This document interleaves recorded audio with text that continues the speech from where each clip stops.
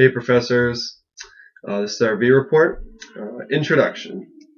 Yes. So, for person I interviewed, Zakia Suleiman, like I've done in all my other video logs. She's a junior here at Michigan State. She's a human biology major. She moved here 2 years ago, and she really likes it here. The reason why I wanted to study her in Ghana because I didn't know anything about the Ghana culture or about the education system there. All I knew was going to be a lot different, and I was right. But it was really interesting learning about Ghana and her lifestyles. And my person was Beatriz Patucci, a Brazilian. She is a freshman at Oakland University, an old friend from mine and Justin's as well from high school. So I was interested in learning what she actually went through coming to school because she lived for 12 years in Sao Paulo, Brazil before coming to the United States. So I wanted to find out more.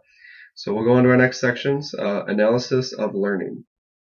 Yes. So metacognition, thinking about thinking. Really struggled. She did when she moved here because the way she thought about things in Ghana and how she learned things was a lot different than here in America. In Ghana, how they teach is a lot of the stuff is just thrown at them all at once, and they have to memorize all this information, making their cognitive load huge. Their working memory is incredibly large. Basically, they have to take these large exams. In a couple days, she said she just forgot most of it. Like, she never encoded any information. And so here, when she got to MSU, it was much shorter segments. She had to more understand on a deeper level than actually just not encoding it and just putting it all in her cognitive load in the working memory. And it was a lot different. She struggled with it at first, like I said, but she got used to it and she's learning the material better, which is really awesome. And then a lot of her pre-med classes in Ghana that she took there, it was chunked differently. Like the terms and material was in different order, stuff like that. She learned it a lot differently, but she's, like she said, she's adjusting that and she's still liking it because the material's the same. It's just chunked in different ways. And it's interesting to me because I couldn't imagine just these large amounts in my working memory and just forgetting it all. I feel like it'd all be for nothing. I hate going to class like that where I feel like I didn't learn anything. So, I just can't really fathom that what she went through and these large amounts of information that she had to memorize. And on the strategy portion, with Beatrice, when she first came over, she barely knew a lick of English. She knew how to say hello and goodbye. So when she was going through some of her, beginner courses, going through the ESL programs, English as a second language, she was doing something very interesting to me, is actually thinking in Portuguese but speaking in English. So why it was interesting was doing that dual language. So even when she was in reading class and reading English novels or history books, that she's reading the English language there, or even reading out loud, but she's still thinking in Portuguese. She said this can relate to how she dreams. She dreams in Portuguese. Um, Obviously, yes, she does think, but also when she's actually trying to learn anything from math, from history, it all comes into play in how 12 years of Brazil kind of affected her in that way. But she uses that as a strategy to make more sense of the material that she's learning. She feels that if she thought in English and forced herself to do that, it'd be way too hard for her to understand some of the things. So our next portion is analysis of motivation. Yeah, so her motivation, she is definitely intrinsically motivated. She loves her major, human biology. I said in an earlier video log, the education system, the healthcare system in Ghana is really terrible. Not many people have healthcare. There's not many good doctors or nurses. So when she graduates MSU, she wants to go back to Ghana and open up a hospital in Ghana, which is awesome. She loves it. That's her passion. She really wants to help people, get better healthcare, make sure everyone as healthy as possible in Ghana because it is really bad there. What helps her stay motivated as well, like in her classes and stuff like that, is her effort. She knows she can control her effort, and she's a firm believer of putting in as much as you put in, you're gonna get out of it. And it's funny because it's interesting to me because I learned that same thing in high school sports, like in wrestling and stuff. Like the more you put into it, the harder you work, like the more you're gonna get out of it. And no matter how different our cultures are, that we still got this like big life lesson early in our lives. It's cool how it's made us better people in life. So it's just cool how that motivates her. It just keeps her going. I'm just gonna keep putting effort in. She's passionate into these classes, and she's really getting out. She's getting good grades and everything like that. So she's liking it all. And on mine for Beatrice's attribution for like her motivation was to learn English. She was not afraid. Yes, she was kind of forced into it at first, moving into a new country and she has to fit in somehow. But she was intrinsically motivated to learn more and more and more. She said after she learned English, she wanted to learn more about other subjects. At first, when she came to the United States, she was afraid of math and science and history and pretty much every subject because she didn't fit in.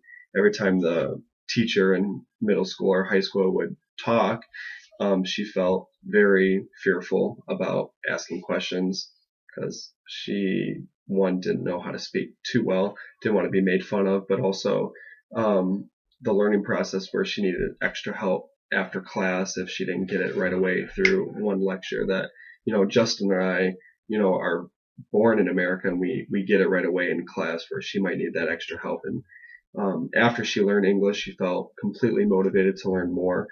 So motivated that she actually learned a third language, Spanish. It is pretty similar to Portuguese, but now she is trilingual, doing English, Portuguese, and Spanish. So that was kind of cool, showing one of the factors of motivation, her effort, that she put so much effort to learning English that it actually helped her motivate to learn a new language, which is Spanish. So, yeah. One of our last ones are new thoughts. Yeah. So one of my new thoughts I learned was being more outgoing and being friendly to strangers, because in Ghana, she said that everyone is friends. Everyone's talkable. There's, how are you doing today? Like all this stuff on the buses. It's like a party. Everyone's having fun, being sociable, and everyone's friends having a good time. Here in America, people are more to themselves, much more reserved. Buses are dead silent.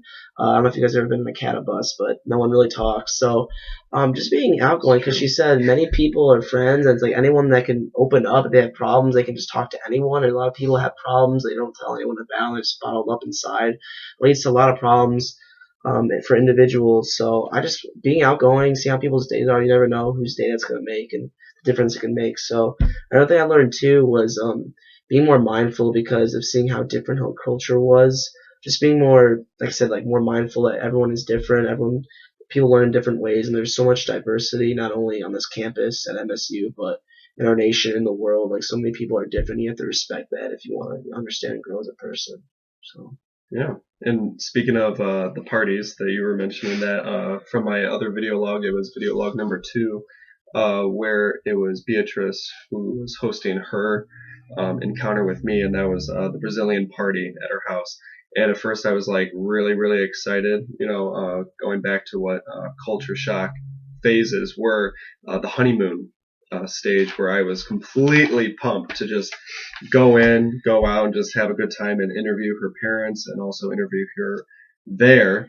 And I encountered a small portion of culture shock because I was the only white boy there, didn't fit in at all. Every single person was speaking Portuguese. Yes, they spoke English, but I just didn't fit in.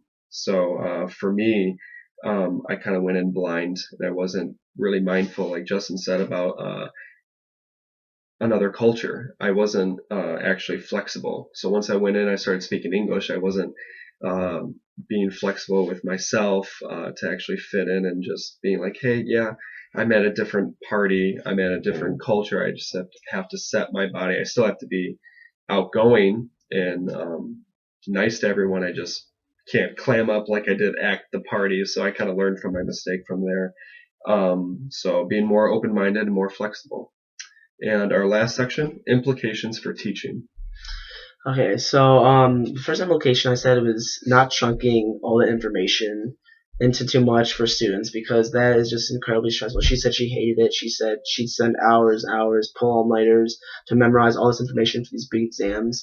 I definitely do not want to do that as a teacher. It sounds terrible. The students would probably hate me, and they wouldn't get any of the information. They just forget it all. So definitely do it in small sections, making sure they understand everything before I move on. and making sure, like I said, they understand all the material that I'm teaching. As well as being mindful. I kind of touched on a lot of this already, but just knowing that everyone's different, everyone learns in different ways, everyone has a different background, a different story that makes them special, and like influences the person they are, how they learn. So being respectful of that, of their background, their diversity, and stuff like that. But just being an effective teacher would just be knowing that like everyone has incredible amounts of potential regardless of where they're from and their background. So being a teacher, being able to tap into that potential and helping them reach it in life, um, is what really I want to apply to my teaching. Talking to Zakia and knowing how different it is, but knowing that she's driven, everyone has potential to succeed in their passions.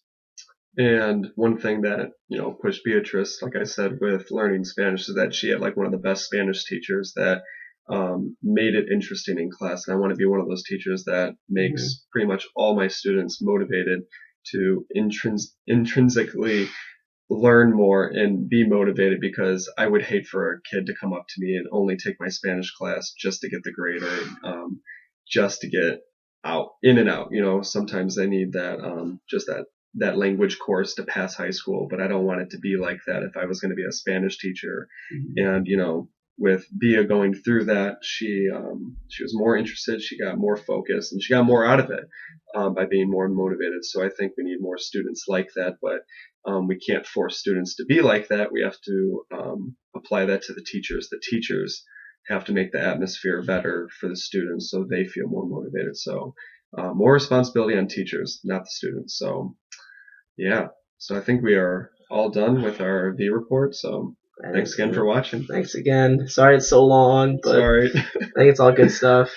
See ya. Have a good day.